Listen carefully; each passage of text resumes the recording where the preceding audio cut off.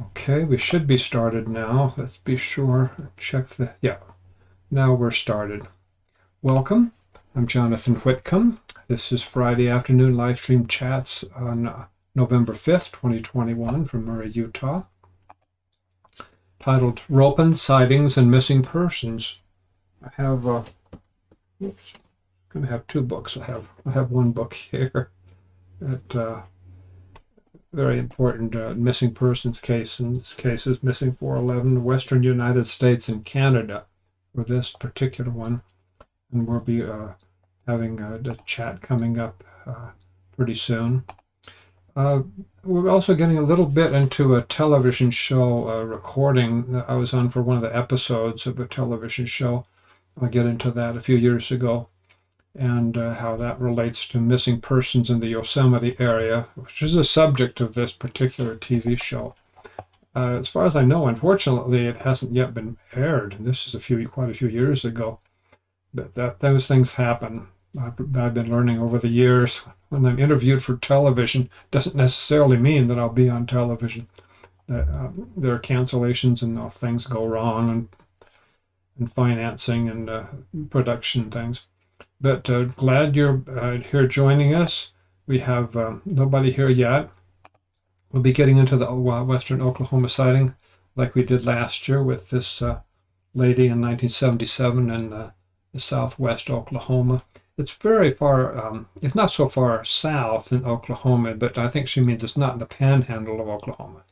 It's more in the Cordell area of Oklahoma. And then we'll also be getting a little bit into Pilot Rock sighting like we did last week, talk a little bit more about it.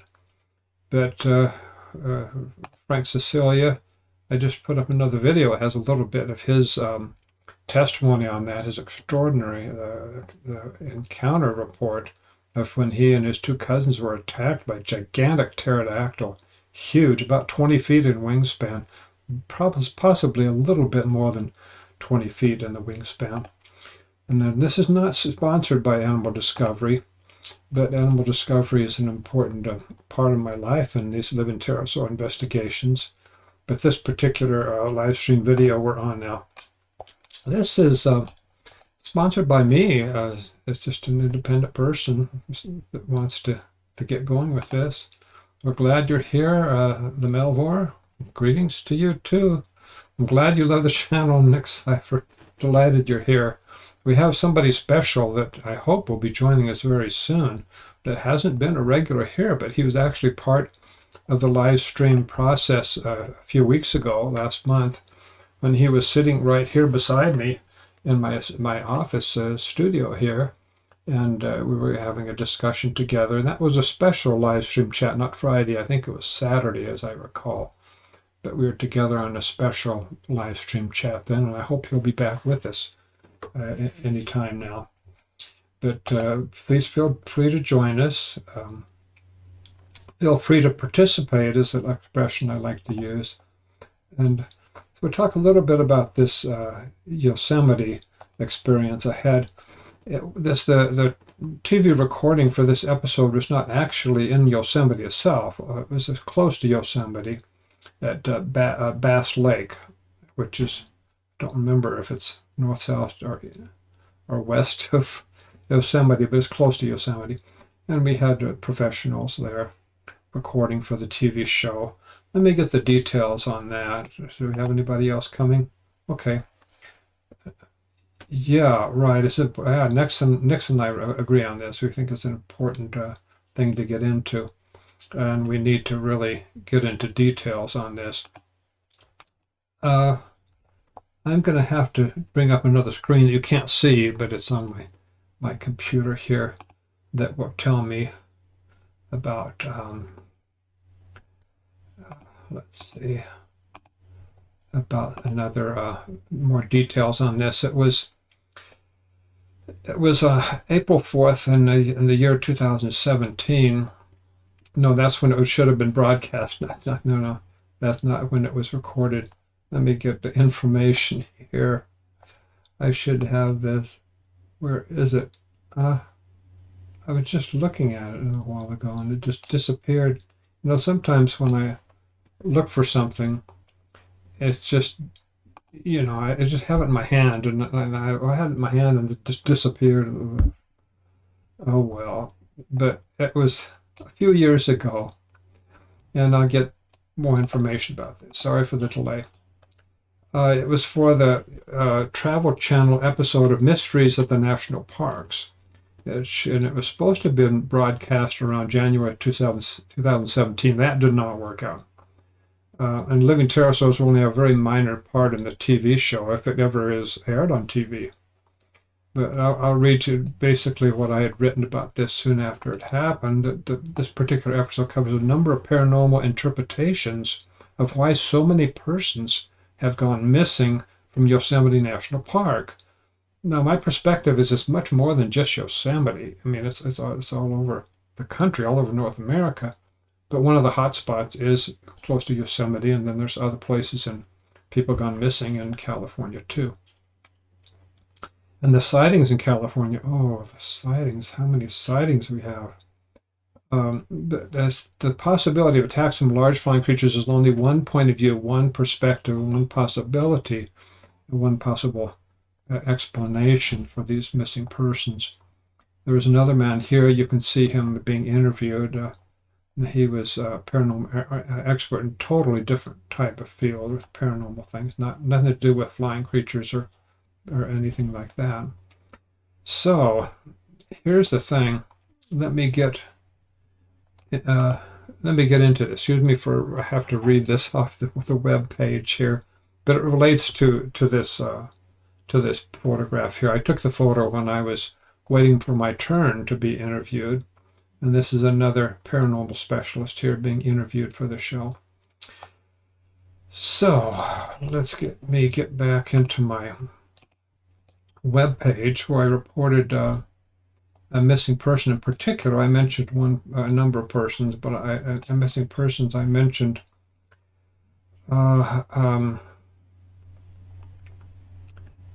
Kenny Miller.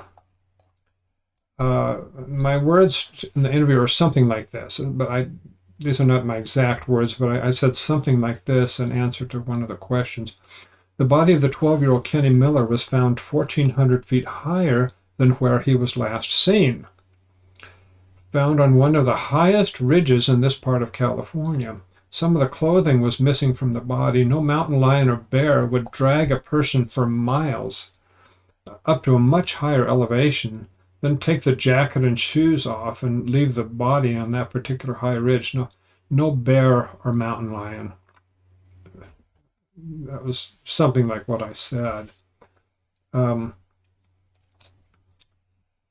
So what could it be? Some of these missing persons, they disappear in such a way that the dogs can't track them.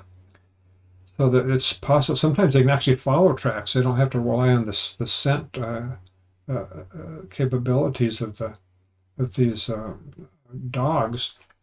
The dogs will go a certain distance and stop. Well, I've just talked recently, just in the last few days or so, with an expert in rugged terrain and hiking through difficult terrain. He was in the military specialist.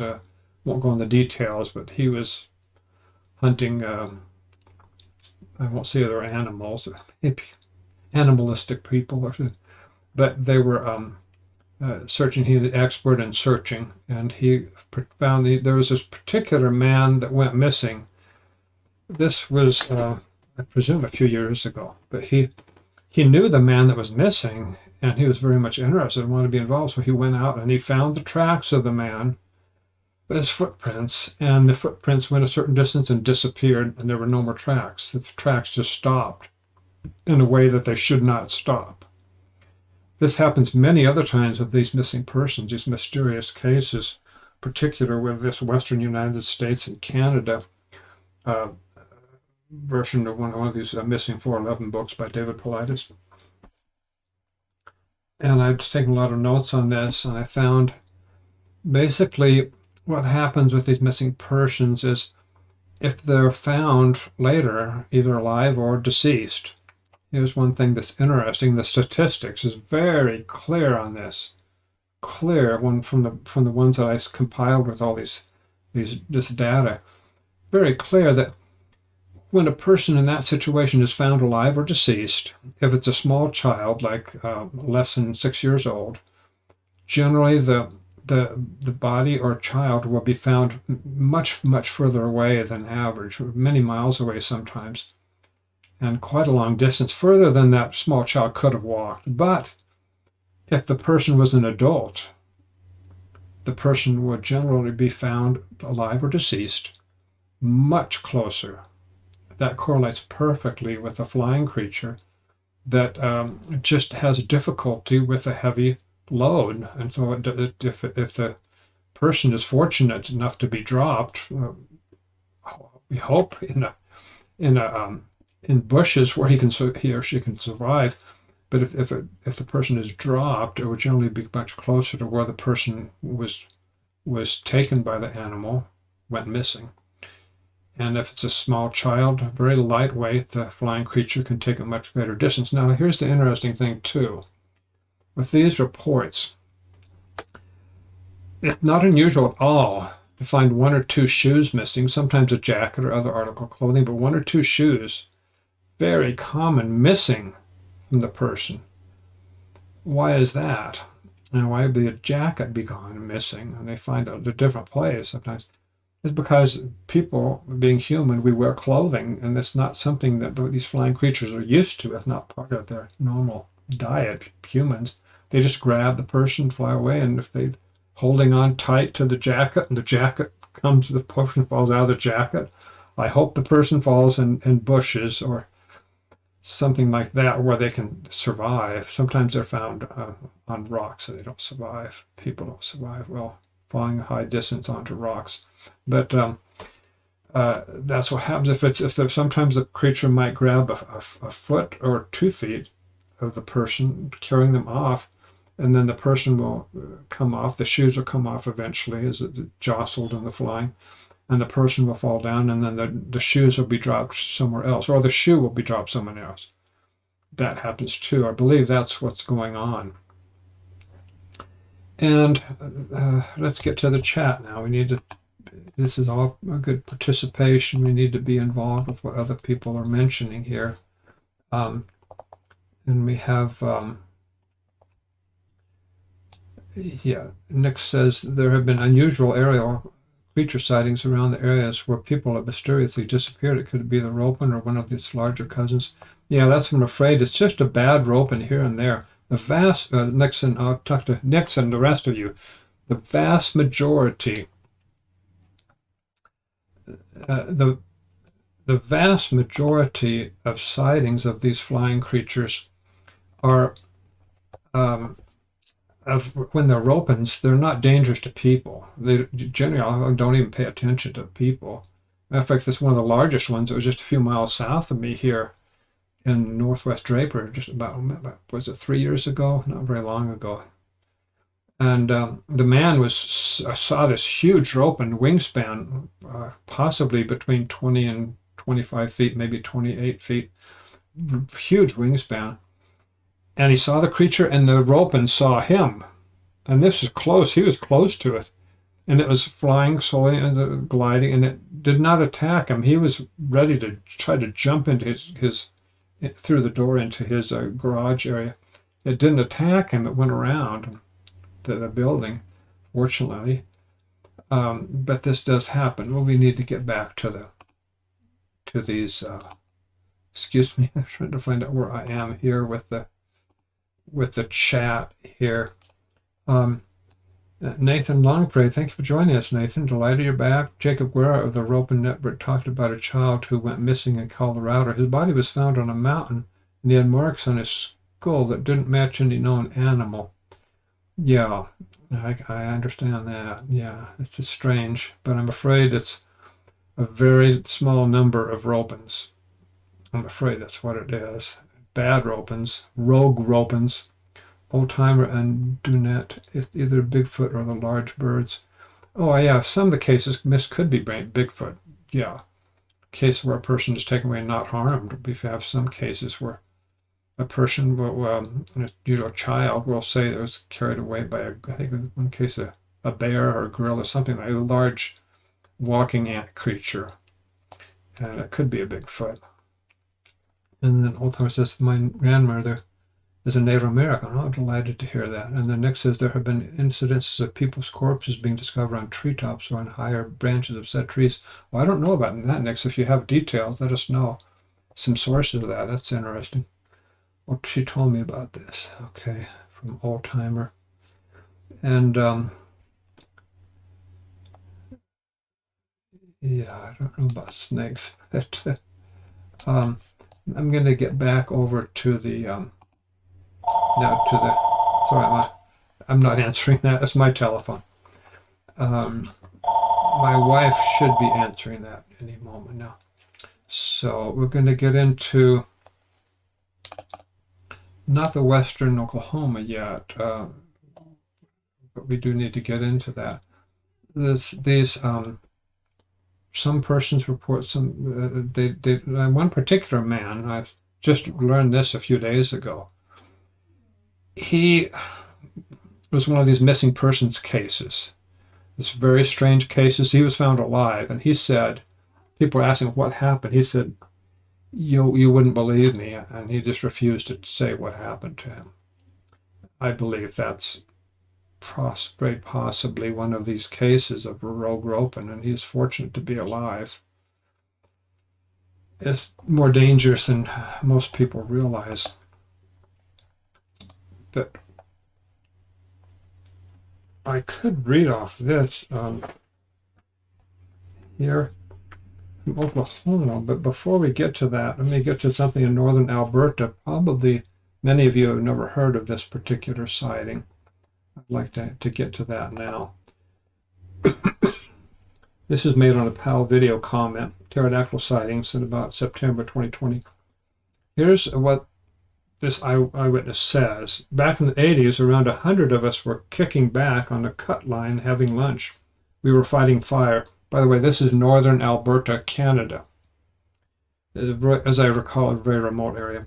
At one point, we spotted a big bird coming down the cut line, and it was at a distance where we all thought it was an eagle. But the closer it got, the bigger it got. At that point, you could hear a pin drop.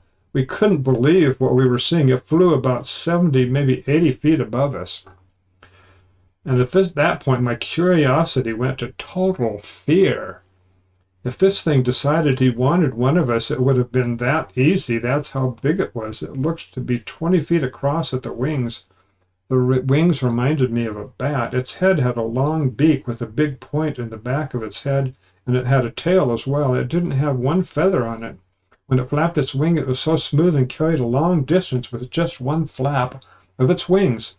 This was in northern Alberta, no roads for hundreds of miles around us. It even hung its head down and looked at us as it flew by. I still feel uncomfortable talking about it because I still can't believe it. I get this expression for the last 18 years occasionally. Someone would just simply report what happened, and they'll say what happened. There's a pterodactyl, flying dragon, whatever. And then sometimes it'll be at the end of their report, sometimes not at the end, but it will be something like, I still can't believe it. It's just so incredible, I have trouble believing it. I can understand. It's our culture. We're indoctrinated, unfortunately. It's not scientific, but it's this dogma in this pseudo-religious dogma that's commonly taught as if it were science since we're children. This thing, like all dinosaurs and pterosaurs, became extinct many millions of years ago. It's just constant. You can't hardly sometimes watch any kind of documentary without something like that. If it's anything to do with certain animals, it doesn't have to be dinosaurs or pterosaurs, but it's so dogmatic. And now I need to get back to the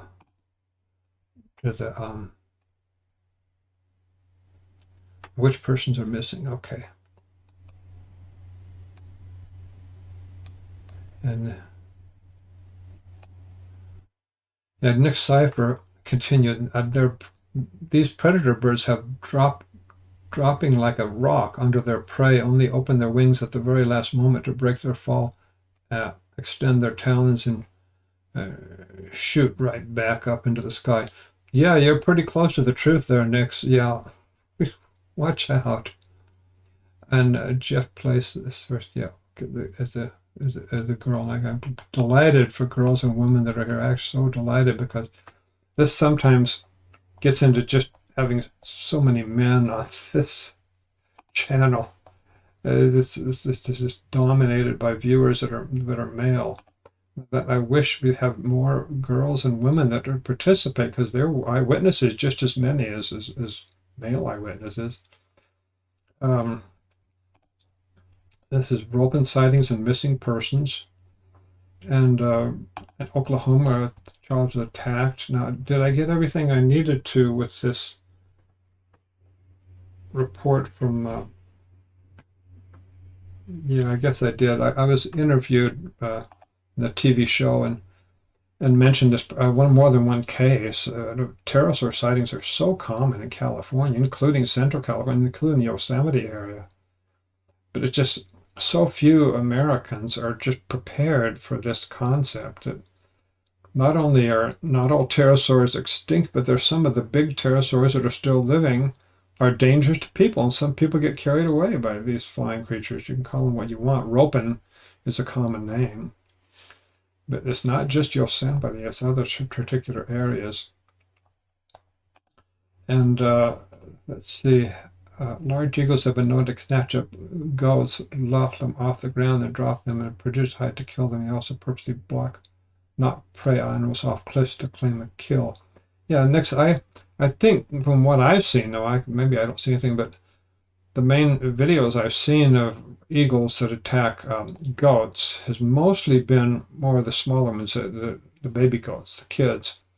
And the ones on the cliff, they're really not totally picking them up in the air, as I recall from watching the videos, but they're partially lifting them just enough to get them to fall. I've never seen a video that's a legitimate video in which a large eagle actually picked up a prey animal or a person and took them up into the air from a level ground situation, you know. Mr. Kuhn, yes, just play SFS. He's never agreed to do anything like that. This is Eskin Kuhn. He never agreed to it, and I'm so grateful for all that he has done for us. I could ask him about it sometime. It's really, really delighted you're here, Jess. But I don't know. It's just when I talk with him, there's other things that come up, and I don't want to push the point and ask him if he wants an audio interview because he's already told me he doesn't want to be interviewed, any kind of recording. I'm just not comfortable with it. And he's gotten some bad vibes and bad comments from certain people. He defends himself in his deciding. It's 50-year anniversary now this year. He defends that, his account of it. He defends it. He doesn't like people challenging him, and he sometimes can even get upset. But anyway, delighted at his sighting. I don't have any sketch here, but Frank Cecilia, we got into this, and I made another video recently on this. He and his two cousins were attacked. I think about 2 or 3 o'clock in the morning at night on the Delaware River on the what is it? Which side of the river was it? I think it was on the west bank, Delaware River. Fresh my memory about geography, whatever state that is. Is it Pennsylvania? So he and his one of the cousins just ran away right away, and the other cousin stayed with him. They had to keep whacking at this huge pterodactyl, 22-foot wingspan, keep whacking at it, hitting its legs and lower part of its body, and it would go up then, and then it would come back down. It came down, he said, about 12, maybe 15 times. It kept going for them, at least for 15 minutes, a good 15 minutes. It kept trying to attack them, and I'm not positive if it was actually trying to carry them away. It's possible it just wanted them to leave and get away from its hunting ground, its fishing ground. And it claiming that area as its own and wanted to be sure that they got away. But they stayed with it, so the animal eventually gave up, and they could still catfish there, but they never have. I don't think they've ever gone back there after that. Pretty sure they never went back, and I think he mentioned that fact that they gave up nighttime fishing in that area. No more. Of course, it can be very dangerous, and possibly more dangerous than people think. But let me get back to the chat here. Let's see. Yeah. Jess says, sure, there is a mountain in Yosemite Park, I believe, which could have been these pterosaurs hiding. Well, a lot of places they could hide. True, in Yosemite. Yeah. Yeah, and Uncanny Valley says more like a collection of offenders, not either or. Yeah, it's definitely more than one. I'm pretty sure. I can't imagine how one bad Ropen would be going all over North America, including in British Columbia and down in Mexico, attacking people. No, more than one, but it's not most of them. In fact, most Ropens are much too small to be really thinking of people, even children, as prey. They hunt birds. Like the one particular one in flying over the Maumee River in what is that place in the Midwest? It's Ohio. It's this Maumee River, wherever that is in the Midwest. Flying over the river in daylight, a hot summer day, and the eyewitness saw the Ropen. He didn't know it was called Ropen, but the pterodactyl with a long tail. It flew over the river right in front of his car, and then after flying over the river, in its mouth, it snapped up a sparrow in flight. A sparrow. That's not easy to do, but he said it was so maneuverable, that pterodactyl, which we now call a Ropen, of course. So those sizes, which this is not a very large one, it was not large enough that it would really attack any human. Have no purpose in attacking people. People are too big. But some of them, like in the northwestern United States and in Midwest, other areas too, they will go fishing. They will hunt for fish at night. That's what they eat, and they also probably have other prey that they get. But we've had a good Zoom conference just a few days ago. Zoom conference, and the three of us, Peter Beach, a biologist, and myself, and the other man who's from Nevada, who knows a lot about these animals. At least he knows a lot about the people going missing and details on that. And he's had a good up-close encounter with a gigantic Ropen a few weeks ago. He says that they're probably eating a lot of waterfowl in different areas where there's lakes and streams and rivers and so on in the western United States, and probably other parts of North America too.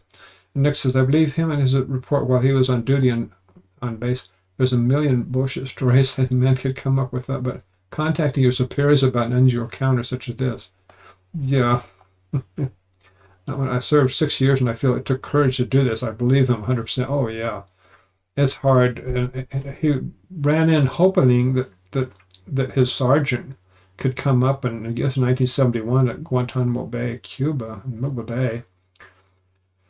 He's hoping that his sergeant would come out and somehow be able to see it, even though they flew out of sight. These two pterosaurs flew out of sight, but he was hoping somehow maybe they would come back or something. No, by the time the sergeant got out there, they were gone.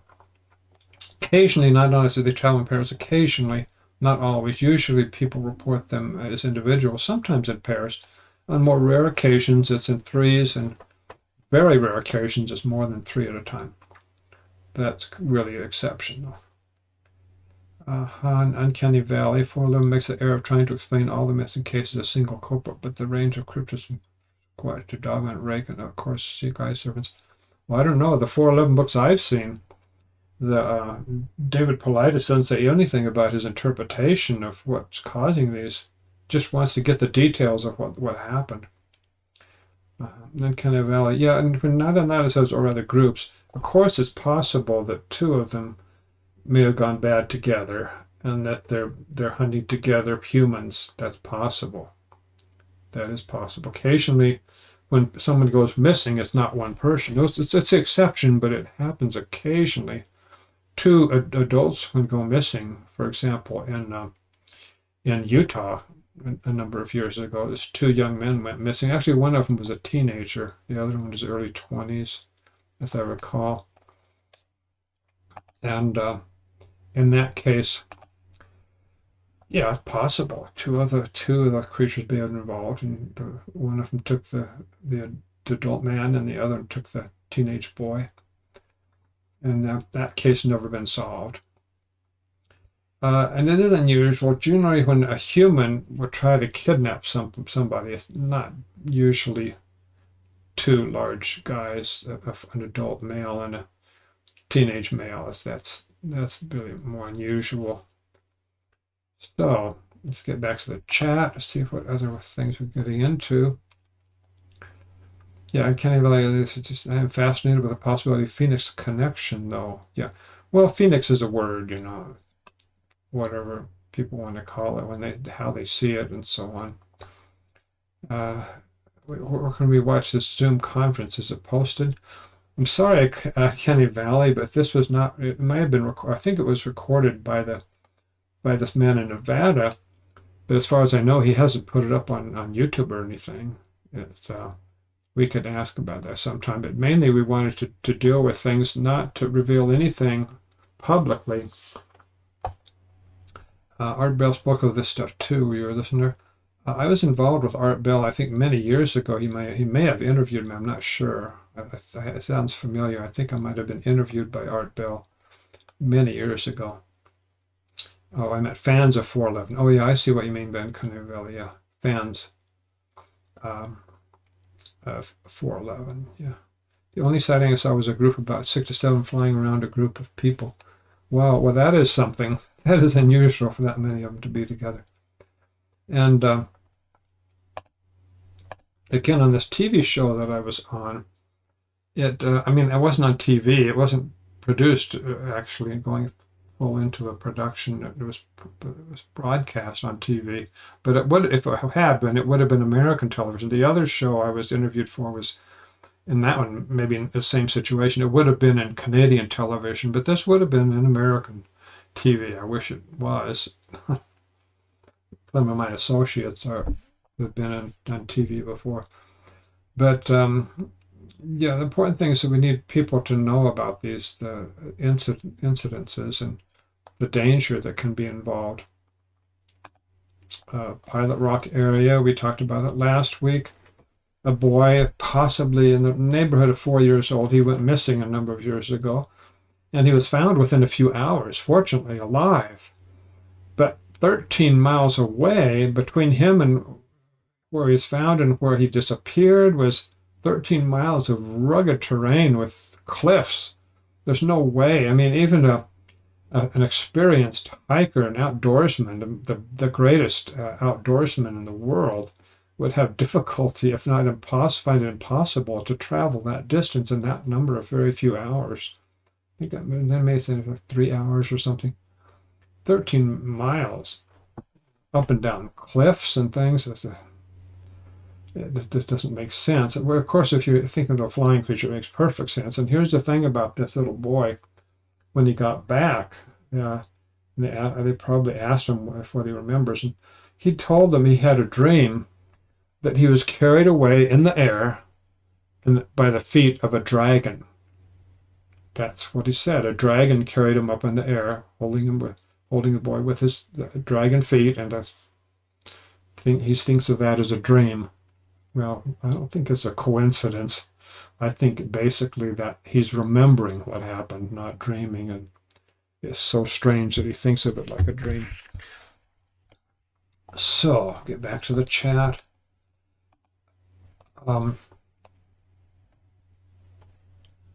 Okay, people say if this stuff was real, there would be more photos and videos of stuff. But for a guy that was been in a lot of weird stuff in his time, you can't always reach for your phone to capture stuff. Boy, you said a mouthful there, that's for sure. People in shock. People are in shock when they see a modern pterosaur. They never dream of trying to find a camera. Usually, there are exceptions. This one man in the Midwest, oh, I can't remember what part of the middle of the country it was, but he saw one as he was outside in his back porch, and he saw that it was pretty far away and it was flying away. And he thought of getting his camera in the house, but then he realized by the time he gets the camera and gets back out, that it would be gone. And sure enough, it was gone pretty quick. And he was correct in that. He would not have been able to get a photo. There are exceptions. Cynthia Lee in Raleigh, North Carolina, she got video footage. We have that another video here on this channel. Video footage of two pterosaurs flying through the sky. At a distance, very poor video, but that's it. Well, David Paulides is a great source of information on the rope, and that's according to Nada Nada. Yeah, I think in effect, I think that's exactly right. I don't know if he really has been confronted with that possibility or not. I don't know. I've not contacted him. Yeah, yeah. David Paulides in the books that I've seen, that doesn't really deal with it, with interpreting what happened, saying, oh, it could have been caused by this or that. It's not that. It's just that he wants to get all the details about these weird disappearances, all the information he can on how they relate to each other. That's what he wants. Yeah. The desert Southwest is the best place to see them, in my opinion. Oh, I wouldn't say that. You can find them in rivers in the Northwest of the United States, but they're basically usually smaller ones that are out at night flying over rivers and other bodies of water to catch fish. They have bioluminescence generally. You can see the flying lights over water sometimes. Nathan Longprey, the kid that the dragon carried away, where was that and what was the kid's name? Oh, I don't know the name. I don't know if even the source, that man that I talked with, remembers his name of the little boy, but it was just a little bit, I think, south of Pilot Rock, very close to Pilot Rock, but not actually in that little community. And then 13 miles to the north is where he was found, which is close. That turned out to be close to some of these rivers where the biologist Peter Beach has been, and I've been to one of those with him, where these flying creatures fly at night. I've seen one of those sighting places, not seen one of the animals myself, but I've been there with him, and he showed me one of the rivers. It's in that same general area, is where the boy was found. So Uncanny Valley, yeah, lots of strange sightings in New Mexico and Texas. Yeah, that's for sure. Yeah. And then now that in your sighting, you say we were about 20 to 30 people who saw them. And where was that again? Nada, I forgot, sorry. Yeah, definitely a connection between some of the missing 11 cases and the Ropen, yeah. But most Ropens are harmless to people. They want to find fish or waterfowl, birds, other small prey. In fact, we had something come up. Yeah, the midday, super. We had something come up just a few days ago when we had this Zoom conference with the three of us. This man from Nevada, he's had an idea. I thought this was a really good idea. He said he thinks that even the larger ones, is when they were smaller and younger, a younger Ropen would hunt small prey. And if the Ropen was fortunate enough to keep living and growing bigger, when it got big, it would, by experience, know that it's safer and easier to catch small prey. So it just continues catching small prey. I think that's a very good point, except that there are unfortunately some exceptions that are not just deer and mountain goats. Unfortunately, it's humans sometimes missing, or farm animals, and of course these this house cats. I say house cat. In this place in Nevada where this man is telling us about these experiences, just his neighbor finds that one by one, the barn cats would go missing. That's the house cats that stay in and around the barn to take care of the barn. get rid of rodents, I'm sure. Why else would they have barn cats? But they were going missing one by one. I'm afraid they don't have any more cats now. The good news is that if this continues to happen there, then quite possible the Ropen will just give up. It's this particular animal. I know which animal this is. It has a name. It's the Draper Ropen. It's the same animal that was in Draper a few years ago. It has how do I know that? And how do I know that the exact same animal? It's not just a size correlation of close to 30 feet, but in the wingspan, but it is because it has this weird habit of getting into a chicken coop and killing the chickens but not eating them. In particular, how does it kill them? It steps on them. It crushes them, suffocates them, steps on them to death. That's what it does with chickens. And we had a good idea that came up the other day with one of these participants in this, one of these live stream videos. It said possibly it thinks of those as being babies of a competing species of flying creature. That's possible. And so it's just trying to get rid of them. It's not wanting to eat them. It just wants to get rid of them so it won't have competition in the future with if they grow up to be big and start eating its prey and competing with it. It doesn't want that. I think that's a good suggestion. It's very plausible. My first impression when I heard that was, oh, it's got some mental health problem, a Ropen mental health problem. It's just not thinking clearly. It's got some weird bad experience with chickens, so it's just killing chickens. But I think that's a better explanation. It feels like it might be a competing species. It doesn't want competing flying species to deal with. So, is that enough evidence for me to say it's the exact same animal, squishing chickens and killing them, not eating them? Well, I've been doing this research for 18 years, interviewing hundreds of people all over the world on 5 continents.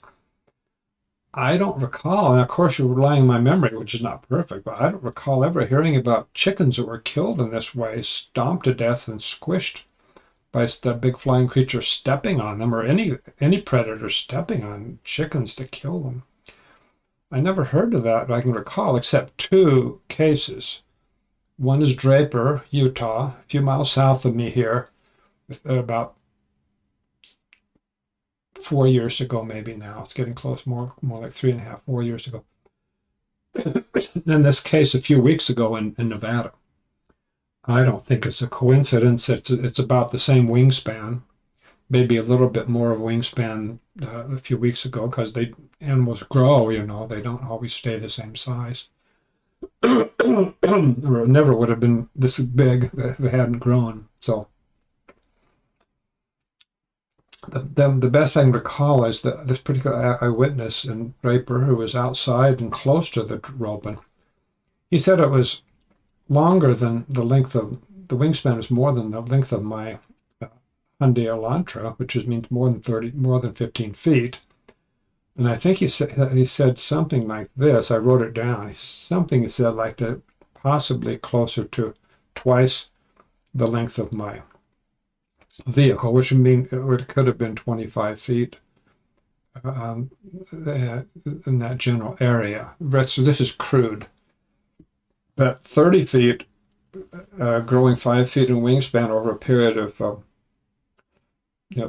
3 years or so is not totally weird. It's quite possible, as far as I know. Who knows how fast they grow?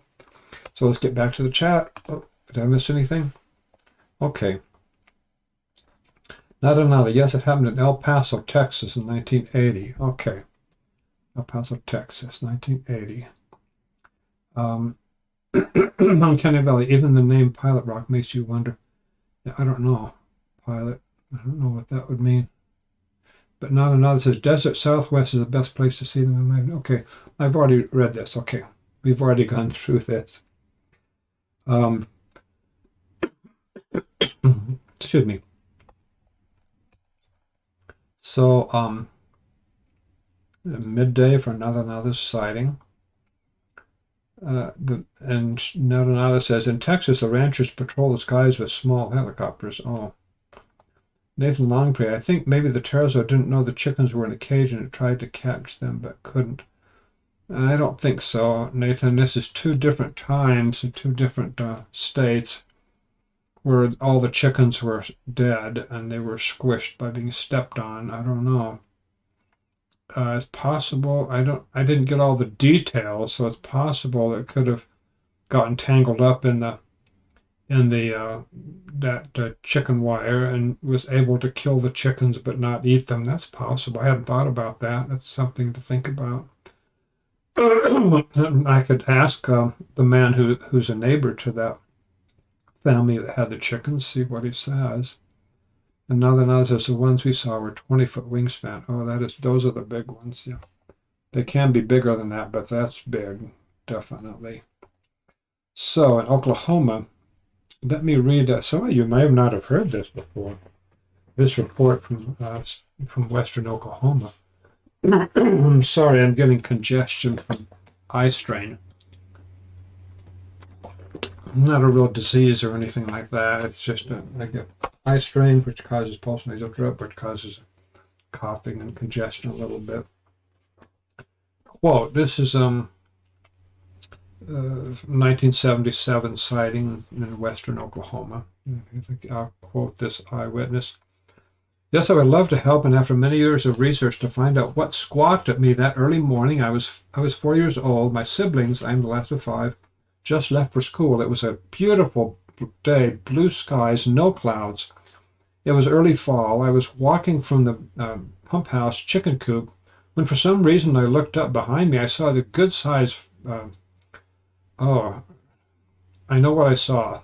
It was less than 6 feet above me. This thing was huge. I likened his body size to a Volkswagen bug, covered completely with brown, blackish fur, no feathers. It bothers me to see pigs color the bird. Anyway, that was a sideline there. The wings, same color, but like a bat. The claws on the bottom feet were stretched like an eagle ready to pick his prey up. I ducked down just enough, I guess, for it to be a miss for it. I stayed looking up at this entire time. And the entire time she looked at it, it was trying to get her. And it looks me in the eye with a bird-like eyes with an understanding, angry squawk. It opens its beak, no major difference in color, but a brownish yellow beak, bone color. I see teeth, and at 4, I knew that wasn't right. Teeth in the beak, not a bird. Yeah. Also, the hands of it, I call them the front feet because they're the same as the grabbing claws of its feet, talons. They come off the body, not the wings. They are not long like the feet, but look like upper feet. I don't know. That is strange. Anyway, I know the child missing and it's just farm and nowhere to be found, or probably this fate. I have to say, I live in Cordell, Oklahoma. I was 4 years old in 1977. Let's see. Okay. I humbly thank you for your work here. And then there's another email she sent me, as I recall. And this is it. It would have been in August, September, because the weather is beautiful in early morning. I want to seriously thank you for the work you have done here, and you are more than welcome to share my story, because I believe that some of the children that have went missing, I hate to say this, could have become food. My prayers to the parents and siblings. It was the size of a Volkswagen bug with a wingspan of at least 20 feet. So this situation with missing 411 in these books here, this is one of the books. I have another book. This is the one of Western United States and Canada. But this is a serious situation. This is just not just, I don't think it's just a coincidence that Frank Cecilia and this lady are both attacked. She was a girl at the time. She was a full-grown man, Frank was. And I don't think it's just a coincidence that these things are being reported in different situations with people going missing. Now they have television show. Unfortunately, it was never put on the air so that the public could learn about this. That is unfortunate. We might have made some progress if it had been otherwise, but who knows what's going on? They never put it on the air. Now I understand that that's not unusual. It doesn't necessarily mean that somebody just doesn't want the truth to come out. I'm not saying that at all. Just that things happen, and for whatever reason, we don't have a television episode of this. We do have one of the videos on this channel, Pterodactyl Attack, about an attack that happened in northern part of Papua New Guinea, many miles north of where I was on my expedition there in the year 2004. And this is long before I was on my expedition. And in that case, the man unfortunately fought the creature, and they were fighting for a while. He used a spear and eventually killed this Kor, K-O-R as they call it, probably the same species as the Ropen of other areas of Papua New Guinea. But they have their own native village culture and language, and they call it Kor. Killed it, but the man was so badly injured that within a few days he died. And his grandson told the story to this native who got online and got in touch with me and reported it to me. When people say, oh, sometimes a person will say, oh, if they were real animals, somebody would have found a body. Well, of course. And that's why sometimes a person does find the body of it. That happens. One man is a native in Papua New Guinea. He said when he was a child, he found the body of one. He cut off the tail and used it as a play sword to play with his friend with. And cut his friend's arm with the sharp edge of the end of the tail of this Ropen that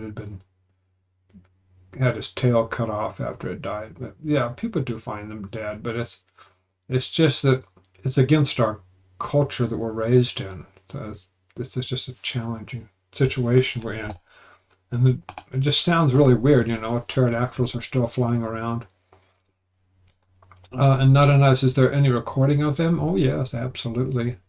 Video, photo, but they're not generally good quality.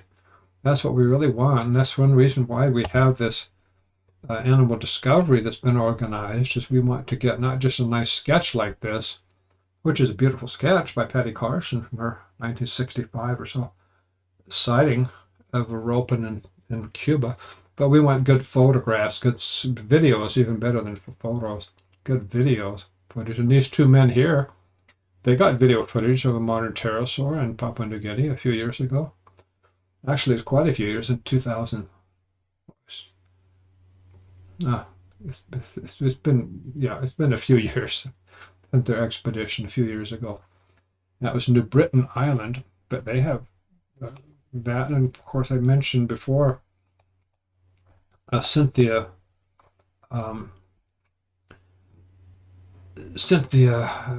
Lee, who got a very brief recording of video on her cell phone, using her cell phone, of two of the pterosaurs that were flying in Raleigh, North Carolina, a few years ago. Poor footage, very poor footage. She was on a bus, and the bus was just pulling away, going the opposite direction to where the creatures were flying toward.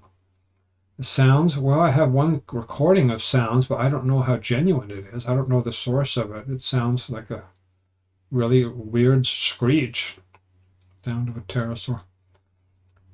So that were they doing? How did the sighting end? Oh yeah, Uncanny Valley is interested in that. It was an awful screeching sound. So you heard it, nada. That's interesting. A screeching sound. Lying around a group of people on the side of the road. And nada says, we all pulled over the side of the road and watched them. The sighting ended when they flew off.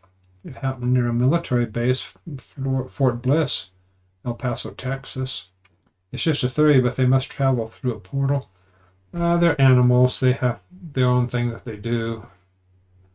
Of course, it's possible somebody might see something, I suppose. That's extremely paranormal, but it doesn't belong to our world. But generally, these are just animals like other animals, except our culture has been teaching us that they don't exist. That's the problem. In Uncanny Valley, the tail sword play is interesting. Quite possibly they have also rudimentary venom, like Komodo. Yeah, I don't know if it's rudimentary. I could tell you a little bit about this with the Ropen. I don't think I mentioned this when I was interviewed for the TV show, but at least one species, and probably possibly more than one species, of modern pterosaur has I don't know if you call it venom, but it has a poisonous mist or vapor that it can emit from its mouth or however it does it. Emit something that looks like smoke. And if a person or prey animal inhales this, it's very bad, very bad. Do not inhale. You can exhale, but do not inhale when that happens, whatever you do, because it's extremely bad for that person or animal. That's the way they subdue the animals, and they do it defensively too. I think possibly this is one of the reasons why in old times they say that dragons were fire breathing, because one of the reasons because it looks like they're emitting smoke sometimes, smoke from the mouth. It's not literally smoke, of course. It's a mist or vapor that is intended to subdue prey animals so that, for example, if a large ropen flies down, tries to grab a large deer, well, the deer is maybe a little big for it. It could be dangerous, so it just flies down toward it close enough that it can emit the vapor into its face. And when the deer inhales, then it becomes immobilized because of the poisonous nature of that in the lungs. And then the ropen can come back and get it without any danger of it attacking the ropen. And that's the best guess that we have about what's going on. We have eyewitness sighting that was indirectly reported to me from northern British Columbia on that. So, getting back to the chat. Have you posted those sound recordings on your website? No, and if for good reason. Basically, I didn't have an exact clear source of where it came from. So just somebody said, "Oh, I have this sound recording," Well, where did it come from? Is it from a movie or something? I don't know where it's from. I kind of suspect it might be valid. It might be an actual recording, but how can I give it out as evidence when I don't know where it came from? Which is another reason why I don't give out the PTP photo of those apparent American Civil War soldiers around this dead giant pterodactyl, because we don't have their information about where it originally came from. So exactly, we have been told different things. Yeah, another says, yeah, we've been. That's what she said. Another says, see, they're well known to the local ranchers. Yeah, wouldn't be surprised. Local people sometimes know more than they tell you. And this is in the United States, and it's other places too. They might tell me, and sometimes ask to be anonymous, but they don't generally bring it up, saying, "Oh, there's pterodactyls that come and chase our farm animals." Sometimes farmers will not tell people about that generally. And Kenny Valley, that's so weird. Also, there's the reports of beams of light in some sightings. Guess that be seen as breathing fire. It's possible. That's what we think, that some of the bioluminescent is related to possibly to the old ideas of fire-breathing dragons. And another Uncanny Valley, I've heard that they are bioluminescent. Yes, so at least one species, probably a number of species of modern pterosaurs are bioluminescent. In fact, I'm pretty sure it's more than one species. It's kind of normal for them. Yeah, so let's me just take a look and see how things are going with live stream. We're about averaging how many people are viewing this. We have been on now for an hour now. I think it's probably good to get ready to wrap this up, unless somebody has something that they really want to get back in the chat with. I am going to be putting up more videos, and please search my videos, find ones you're interested in, because we need more views on these videos. And tell people about this. If you know anybody that's interested, please let them know. If you're not already subscribed to this channel, Protect Animal Life, just subscribe and hit the bell notifications that you indicate to YouTube that you really want to be notified when there's new videos coming out, because most of the videos are not live streamed like this one. They're shorter, specially produced videos. And then Uncanny Valley. Many dinosaurs may have been either bioluminescent or phosphorescent. I don't know about that. I haven't heard about that. You can't really tell much from the fossils, the old fossils. You don't tell you everything. But thank you so much for being here. God bless you and take care. And Nathan says, can you be more in depth on the vapor that the pterosaurs breathe out? How did the eyewitness know that they could do that? Okay, Nathan, it's a good question. Let's deal with it. Before we start, let's deal with this situation. It was a young teenage girl in, I think she was a Native American by birth, in northern British Columbia, Canada. And she was basically at night, she heard some noise somewhere in the dark, and she thought the boys were coming to tease her. She was angry. She was a big girl for her age. She came out, rushed at them, what she thought was the boys, to teach them a lesson. Just, you stop teasing me. And it wasn't the boys. No, it was a devil bird. It was one of these pterosaurs. As soon as she came close to it, charging it, it thought it was being attacked, and it emitted this vapor from it, or she called it smoke. But it was a vapor or mist out of the mouth, and then flew away to escape, using it as self-defense. But I believe that most of the time, that mechanism of that mist or vapor, I don't know if it's had anything to do with the long head crest or where they store it. I have no idea, but just saying it's emitted forward as if it were from the beak. I don't know if it is. And that's usually used to subdue prey animals, so that it'd be safer to capture things that otherwise might be a problem. So that's it. Unless we have something incredible that we have to deal with. Yeah, this isn't a book I have in Kenny Valley. It's not just something that I got, and it's not just from this one book. I actually have another source of a person who's researched this in earlier history in Europe, and have the same thing happening with this mist or vapor. It's not just from this one account, from this one eyewitness. And it makes sense. And so I think we can depend on that, unless there's something comes up that shows that there's a problem.